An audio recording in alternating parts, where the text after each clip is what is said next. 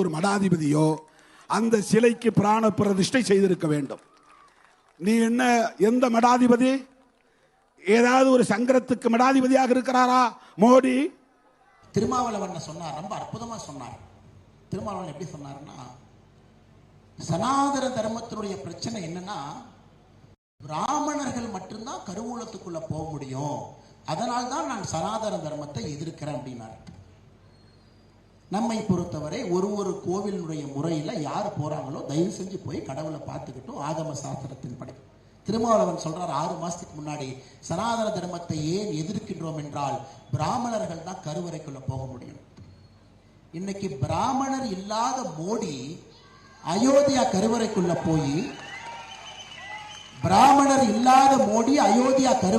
போய் பிராண பிரதிஷ்டை செஞ்சதுக்கு அப்புறம் திருமாவளவன் சொல்றாரு, அது எப்படி மோடி போலாம்? அவர் சங்கராச்சாரியாவா? அவருக்கு யார் அனுமதி கொடுத்தது? வெளியதான உட்காரணும். இதாங்க அவங்க பித்தலாட்டத்தனம். 70 வருஷமா இவனுடைய பித்தலாட்டத்தனம் இதான், வேற ஒரு பித்தலாட்டத்தனம் இல்லை.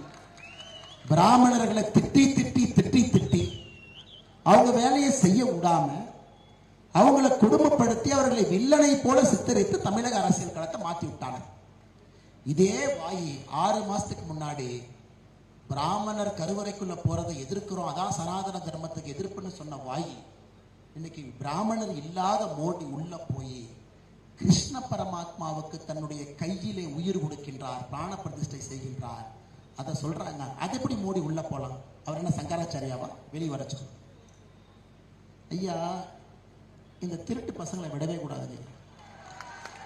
பொய் சொல்லி சொல்லி சொல்லி அடுத்து ஸ்டாலின் ஐயா சொல்லுவார், பிஜேபி மதவாத கட்சிங்க. அதுக்கேங்க நாங்க மதவாதம், நாங்க மதவாதம் இல்லை. ஆனா மேடையில் ஏறி உதயநிதி ஸ்டாலின் சொல்லுவாரு, அவர் ஒரு கிறிஸ்தவராமா, கிறிஸ்தவ முறையை பின்பற்றாராம். எப்பவாச்சும் நான் மேடையில் ஏறி சொல்லியிருக்கேன், ஐயா நான் ஒரு ஹிந்து முறையை பின்பற்றுகிறேன்னு. நான் இந்து முறையைத்தான் பின்பற்றுகின்றேன். மேடை ஏறி தம்பட்டம் அடிக்கிறேன்னா? ஒரு மேடை ஏறி உதயநிதி ஸ்டாலின் தம்பட்டம் அடிக்கின்றார், நான் கிறிஸ்தவன், கிறிஸ்தவனுடைய வழிமுறையைத்தான் நான் பின்பற்றேன், ஏன்னா என் மனைவி கிறிஸ்தவன். அது மதவாதம் இல்லையாமா? ஆனா நாம சொன்னா அது மதவாதம். என்னங்க பித்தலாட்டத்தனம்?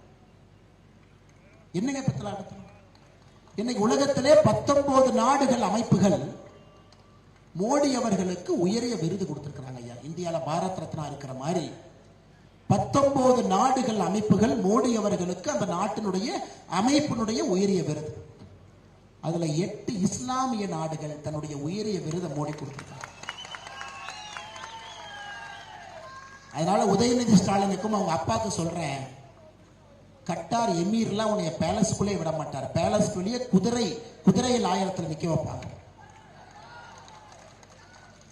இந்த கட்டார் அரண்மனை பக்கமெல்லாம் நீங்க போகவே முடியாது. குதிரையில் ஆயத்துல கை கட்டி நிக்கணும். அரபு எமிரேட்ஸ் 7 பேர் இருக்காங்க, 7 பேரும் பேசிக்க மாட்டாங்க. ஆனா மோடி சென்றால் மட்டும் 7 பேரும் ஒன்றாக வரவேற்பு வருவார். ஈஜிப்ட்ல மசூதிக்குள்ள போய் இஸ்லாமிய நண்பர்களோடு தொழுகையிலே பங்கேற்றவர் பாரத பிரதமர் நரேந்திர மோடி. இதெல்லாம் ஷாரியா லா, உச்சபட்சமான ஷரியாலாவை பின்பற்றக்கூடிய இஸ்லாமிய நாடுகள் பிரதமர் மோடி அவருக்கு தன்னுடைய உச்சபட்ச விருது கொடுக்கிறார். இவங்கெல்லாம் வீசாவே கொடுக்க மாட்டாங்க அந்த நாட்டுக்கு வர. இன்னைக்கு நீ பிரதமர் மோடி அவர்களையும் பாரதிய ஜனதா கட்சியும் பார்த்து மதவாத கட்சி. எத்தனை நாளைக்கு அதை சன் டிவி வச்சு ஓட்டிட்டு இருப்பானுங்க? ஒரு சன் டிவி, ஒரு கலைஞர் டிவி வச்சு பொய்யா பேசி மதவாத கட்சி. இஸ்லாமிய நாடுகள் ஒன்றொன்றும் இந்தியாவை நோக்கி, மோடியை நோக்கி நீங்க பிரச்சனையை தீர்த்து வைங்க நம் பக்கம் வந்து கொண்டிருக்கின்றார். பொய்யை மட்டும் மூலதனமாக வைத்து திராவிட முன்னேற்ற கழகத்தினுடைய ஆட்சி நடந்து கொண்டிருக்கிறது. நீங்கள் தெளிவாக இருக்க வேண்டும். 2024 நம்முடைய காலச்சக்கரம் மாறி இருக்கிறது. இது பழைய பாரதம் இல்லைங்கய்யா, காலச்சக்கரம் மாறி இருக்கிறது, புது காலச்சக்கரம்.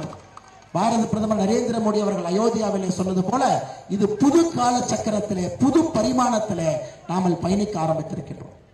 ஆனால் நீங்கள் தெளிவாக இருக்க வேண்டும். நமக்கு ஏடிஎம் வேண்டாம், குடும்பம் வேண்டாம், சாதி அரசியல் வேண்டாம், அடாவடித்தன அரசியல் வேண்டாம். மோடி என்கின்ற மனிதன் மட்டும் நமக்கு போதும் என்கின்ற ஒரு தன்னம்பிக்கையோடு 2024 பாராளுமன்ற தேர்தலில் நீங்கள் அனைவரும்